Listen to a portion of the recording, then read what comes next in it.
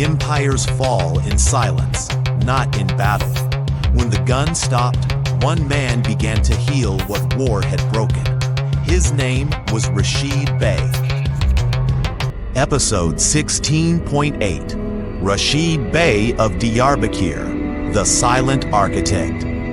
Shadow Officers, Season 4, The Fall of an Empire. Prologue, The Healer Among Ruins.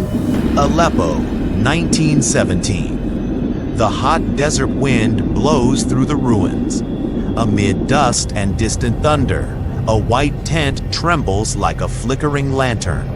Inside, a calm man moves among the wounded, Rashid Bey of Diyarbakir, doctor and officer.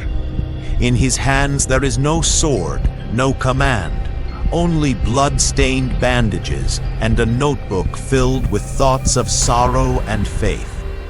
A dying soldier whispers, "Bey, is there still hope?"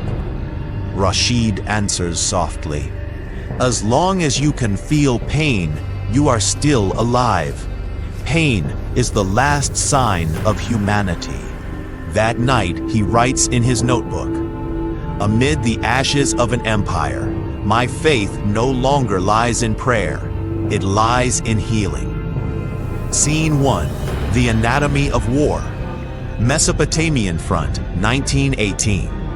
Rain and blood mingle with the soil. White tents glimmer across the smoky field like faint stars.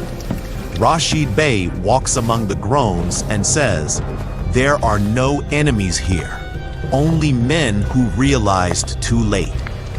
Every wound is a map, every heartbeat a reminder that history itself is still ill. That night, beneath a trembling lamp, he writes, "We kill to survive. Perhaps we must survive so that we may no longer kill." Scene 2, Maps of Disease. Istanbul, 1921. The empire has fallen, but another war continues, a war within the body. In a small laboratory in the Fatih district, Rashid Bey bends over a microscope.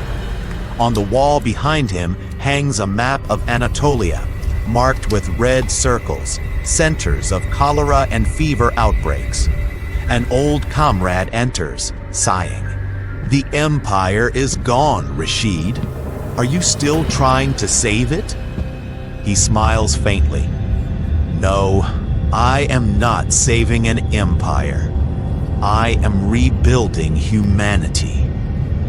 In a corner of the lab, a small plaque reads, "Empires die when the body dies." Scene 3, The Republic of Healing. Ankara, 1933. A new Turkey rises from the ashes. Ministers argue, generals whisper, and in one quiet corner sits a silent man, Rashid Bey. He fights not for territory, but for health. He drafts the first national public health plan, builds mobile clinics, and sends doctors to forgotten villages. A sick nation can never be free. Healing is the first form of freedom. But his silence troubles the powerful. He is too honest for politics, too human for power. They push him aside, yet from the margins he plants the seeds of the future. Scene 4, Silence in the Laboratory. Diyarbakir, 1944. The world is once again in flames. But in a small laboratory in Diyarbakir, Rashid Bey works in silence. The air smells of phenol and dust. His hands tremble slightly. The physician now studies a disease growing within his own body. He tells his young apprentice, "My body may decay, but thought endures. No empire dies as long as it lives on in thought." On the wall, written in graceful script, "Knowledge is a mercy written in silence." Scene 5, The Final Lesson. Istanbul University, 1956. The lecture hall is filled with young students. Rashid Bey stands at the podium, old, frail, yet steadfast. he begins his final lecture. In our history, there have been three weapons: faith, fire, and thought. Faith built us, fire tested us, and thought, perhaps one day, will set us free. His gaze drifts to the window, to a flag waving above a nation risen from ashes. That night, he writes in his notebook, "I was no commander, I was a healer. But perhaps healing is the truest victory." The pen slips from his fingers. The writing ends there. Epilogue: From Fire to Thought. Fakhreddin Pasha fought with faith. Nuri Pasha built with fire. And Rashid Bey healed with knowledge. Three men, three paths, three truths, all born from one shadow: the will to awaken the East. In the university archives, a small notebook remains. On its cover, it reads, "We did not heal the world, but we learned that pain is the essence of humanity, and humanity is awakening."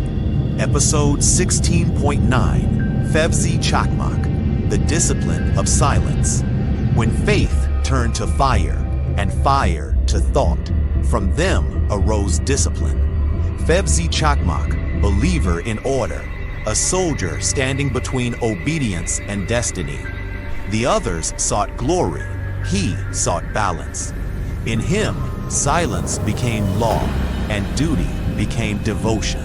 Fevzi Chakmak, The Discipline of Silence.